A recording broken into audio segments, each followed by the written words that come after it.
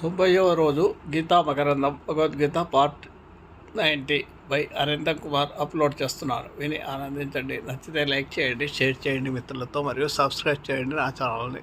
Thank you.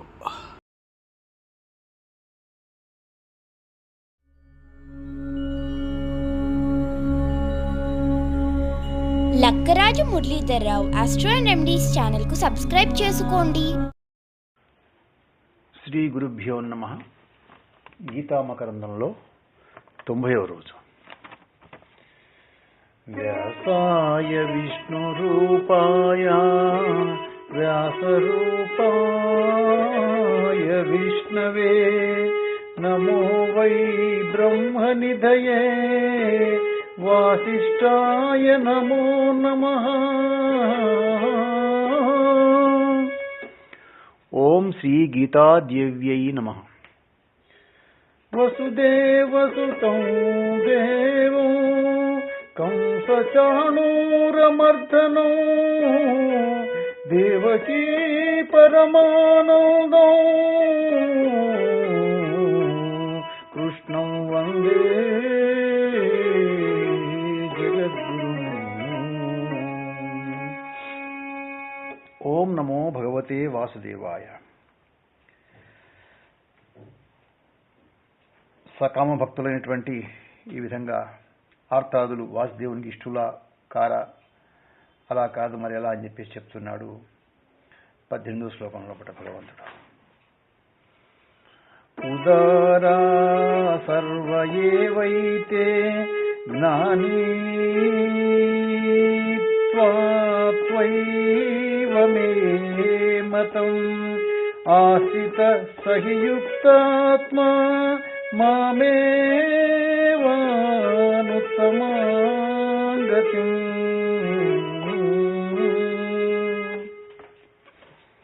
Arjuna, వీళ్ళందరూ ఉదారులే, జ్ఞాని మాత్రం నా ఆత్మే అని నా అభిప్రాయం. ఎందుకంటే నేనే శ్రేష్టమైన గమ్యంగా భావించి జ్ఞాని యుక్తాత్ముడై ఉన్నాడు కాబట్టి అని చెప్పేసి ఇక్కడ జ్ఞాని విషయంలో ఒక విషయాన్ని స్పష్టంగా చెప్తున్నాడు భగవానుడి కర్ణకు. 4 విధాలుగా భక్తి చేసేటువంటి నా భక్తులలో ఫలాకాంక్షతో భిన్న మార్గాలు చరించే వారి కంటే ఏకాంత భక్తుడైనటువంటి జ్ఞానియే శ్రేష్ఠుడని చెప్పబడింది అని భారతం కూడా ఇదే విషయం శాంతి పర్వంలో చెప్తుంది. కాబట్టి ఆ విషయాన్ని ఇక్కడ గుర్తు చేసుకోవడం. మరి ఈ పైన తెలిపినటువంటి 4 భక్తుల్లో ఎలాంటి వాళ్ళు అంటే అందరూ కూడా మంచివాళ్లే. అయితే మరి జ్ఞానికి ఎందుకంత ఆధిక్యత ఇవ్వబడ్డది అని అంటే, జ్ఞానికి భగవంతునికి భేదం ఉండదు. జ్ఞాని సాక్షాత్ భగవంతుడే అగుతున్నాడు. ఏ కారణం వల్ల జ్ఞాని అట్టి భగవత్ స్వరూపాన్ని పొందుతున్నాడంటే, అతడు తన మనస్సును చక్కగా నిగ్రహించి ఆత్మయందు స్థాపించి ఆత్మనే పరమగతిగా ఎంచి అందే స్థితుడై ఉంటాడు. కాబట్టి జ్ఞానికి ఆ యొక్క స్థానం అనేది దొరికిందని చెప్పేసి చెప్తున్నాడు. ఇక జ్ఞాని అలా శ్రేష్ఠుడు కాబట్టి తర్వాత శ్లోకంలో కూడా జ్ఞానిని పొగుడుతున్నాడు. ఈ యొక్క శ్లోకంలో 19వ శ్లోకంలో బహూనాం జన్మనామంతే జ్ఞానవాన్ ప్రపద్యతే జ్ఞానవాన్ మాం ప్రపద్యతే వాసుదేవ సర్వమితి సమాత్మా సుదుర్లభః.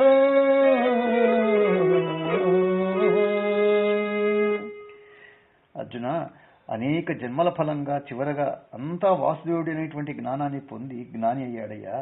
అలాంటి మహాత్ముడు చాలా అరుదుగా ఉంటారు. మోక్షం అనేది సులభ సాధ్యం అని ఇంతవరకు ఎవ్వరూ చెప్పలేదు. దీనికి ప్రధాన కారణం మోక్షం అంటే ఏమిటో తెలియకపోవడమే. తెలియని దాన్ని పొందడమే కష్టం. ఇక సులభంగా పొందడం అనేటువంటి ప్రసక్తి ఎక్కడ ఉంటుందో చెప్పండి. అందరికీ మోక్షం కావాలి. మోక్ష మార్గంలో తీవ్రంగా శ్రమించే వాళ్ళు ఎందరో ఉన్నారు.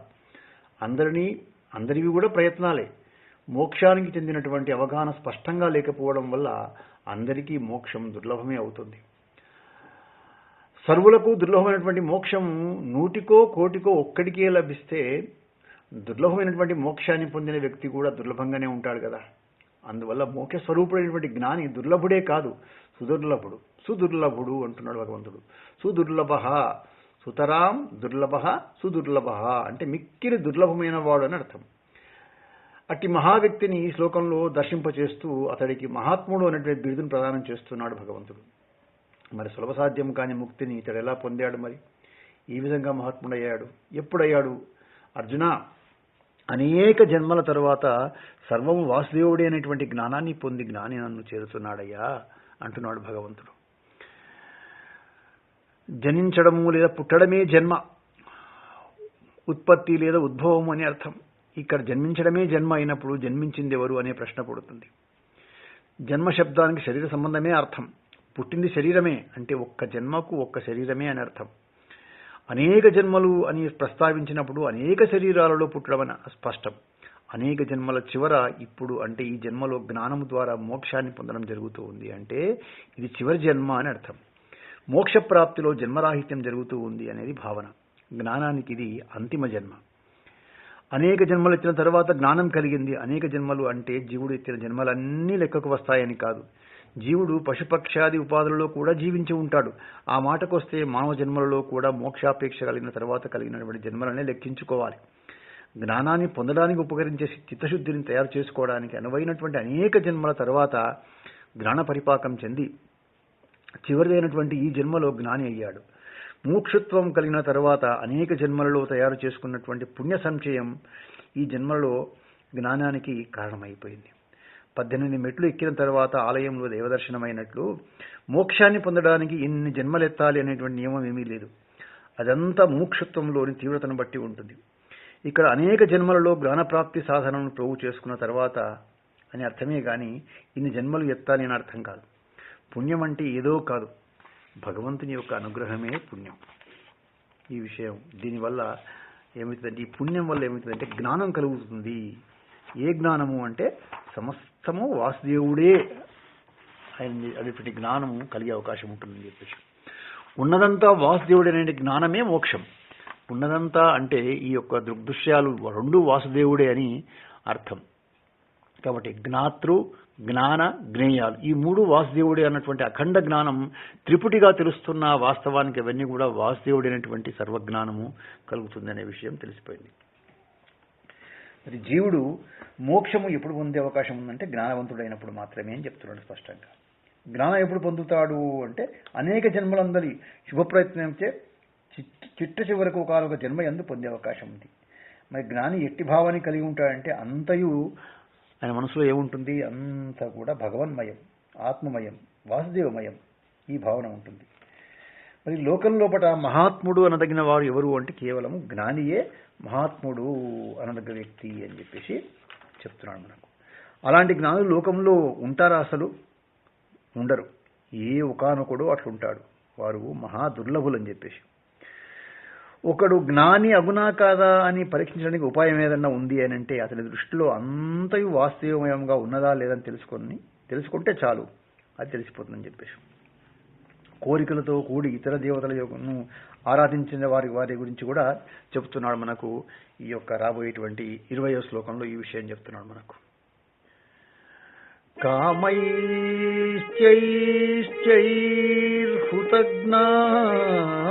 కామైశ్చైర్హుతజ్ఞానాం ప్రపద్యంతే అన్యదేవతం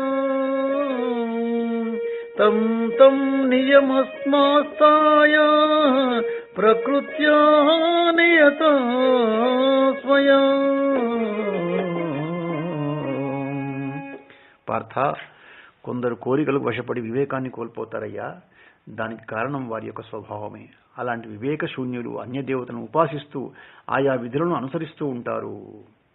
సర్వము వాసుదేవుడే అని గ్రహించినటువంటి వాడు, అలాంటి వాళ్ళు ఎవరంటే జ్ఞానులు. అలా గ్రహించలేని వాళ్ళు జ్ఞానం లేని వాళ్ళు. అనేక జన్మలలో పొందినటువంటి పుణ్యఫల విశేషం చేత జ్ఞానులకు వాసుదేవుని కంటే అన్యమైనది లేదు అనే జ్ఞానం కలిగింది. కాబట్టి జ్ఞానం కలిగింది అంటే అజ్ఞానం అంతరించింది అని అర్థం. అజ్ఞానం అంతరించడం వల్ల సుఖించడానికి ఏవో కావాలి కదా అనేటువంటి కోరికలు కూడా నశించాయి. అంటే వాస్తవ పరబ్రహ్మ అఖండ జ్ఞానాన్ని పొందడం వల్ల సర్వ కామనలు తీరిన వాడయ్యాడు అనే అర్థము ఇక్కడ మనకు తెలుస్తుంది దీంట్లో అనమాట. కాబట్టి ఇక్కడ మనకు ఏమంటున్నాడంటే జీవుని యొక్క జ్ఞానాన్ని హరించి వేసేది ఏది అంటే కోరికలు, విషయం యొక్క విషయాశలు అంటారు వాటిని. అవి ఏ విధంగా కలుగుతున్నాయి అంటే జన్మాంతర విషయ సంస్కారం వల్ల కలుగుతున్నాయి. కాబట్టి దానివల్ల మనుషుడు ఏం చేస్తున్నాడు అంటే జ్ఞానాన్ని పోగొట్టుకుని పరమాత్మను విడిచిపెట్టి ఇతర దేవతలను ఆరాధిస్తున్నాడు అని చెప్తున్నాడు. ఆయా దేవతారాధకులకు కలుగు ఫలితాన్ని ఇక్కడ రాబోయేటువంటి 2 శ్లోకాల్లో చెప్తున్నాడు. మొట్టమొదట 21వ శ్లోకంలో చూద్దాం మనం. యో యో యాం తనుం భక్తం యో యో యాం తనుం భక్తః శ్రద్ధయార్చితుమిచ్చతి తస్య తస్యాచలాం శ్రద్ధాం తామేవ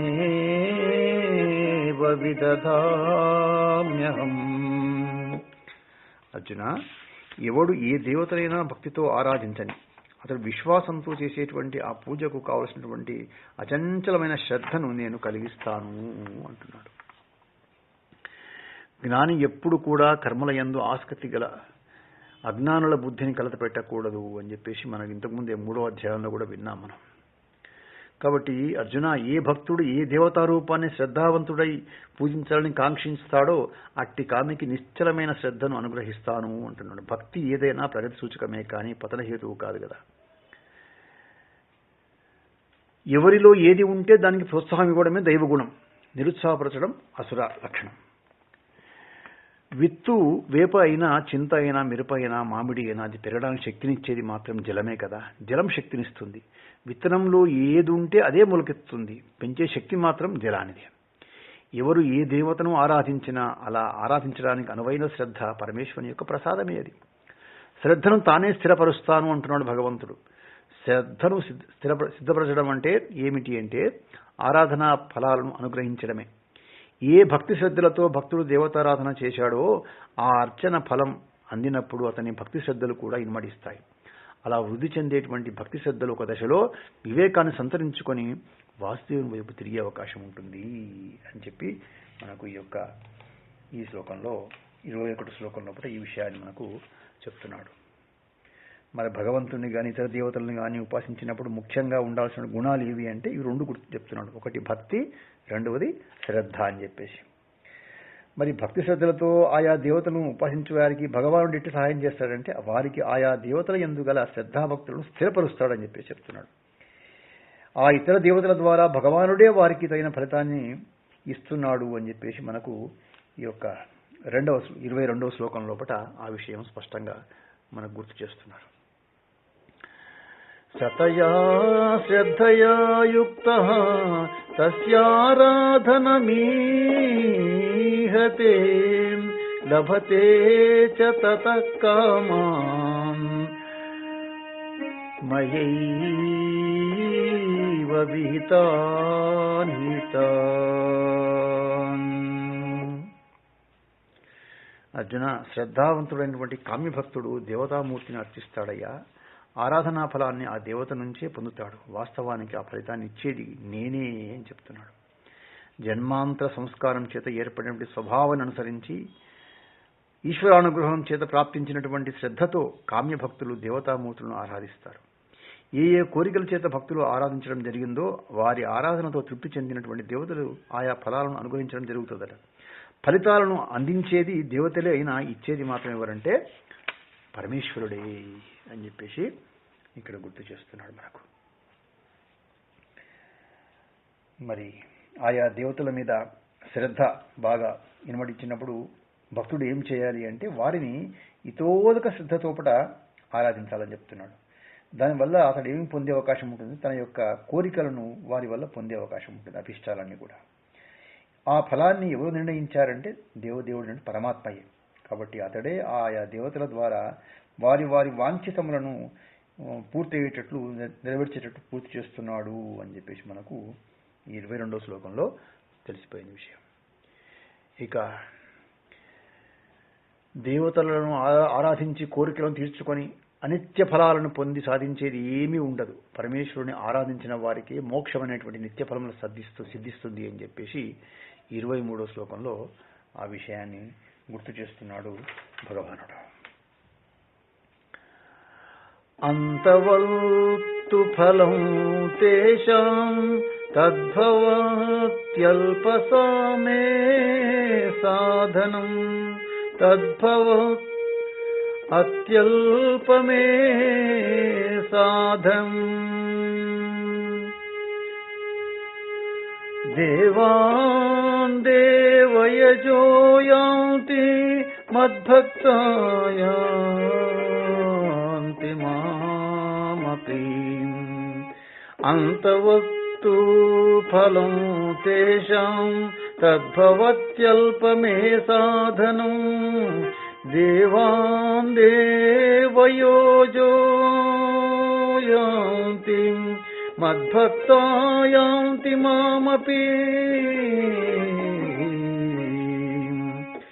అల్పబుద్ధి గల వాళ్ళు అనిత్య ఫలాన్ని పొందుతారయ్యా.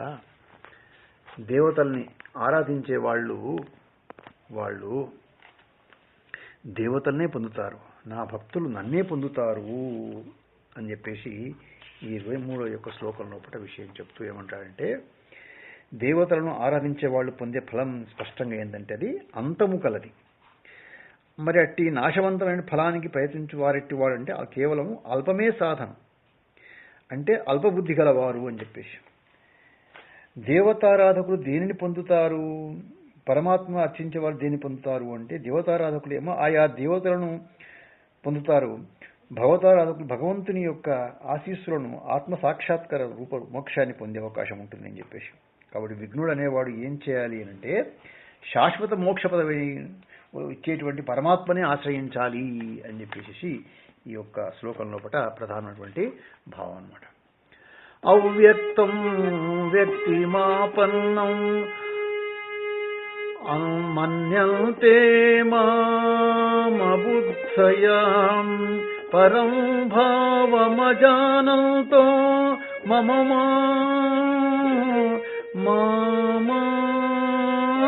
మావ్యయమనుత్తమం.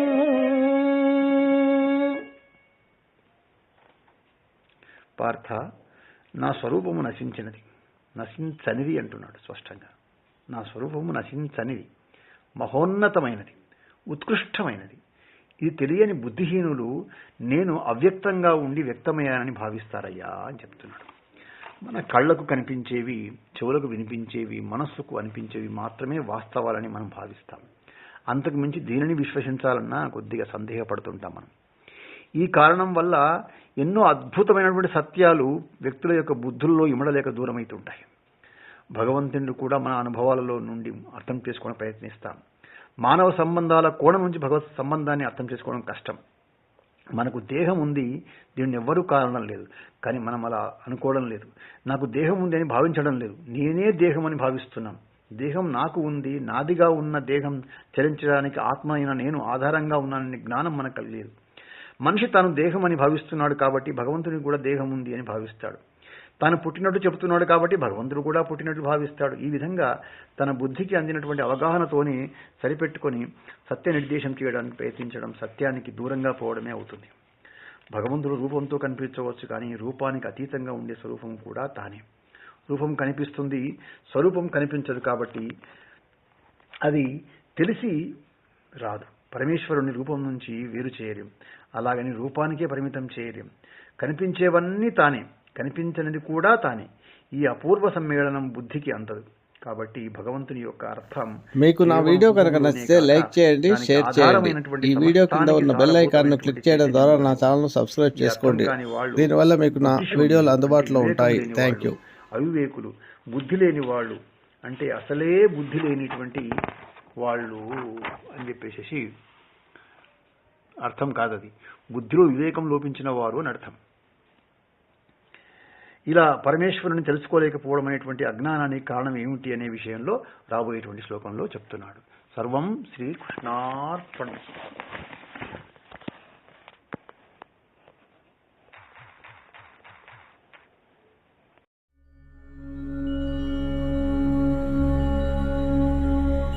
Lakkaraju Muralidhar Rao astro and remedies ఛానల్కు సబ్స్క్రైబ్ చేసుకోండి.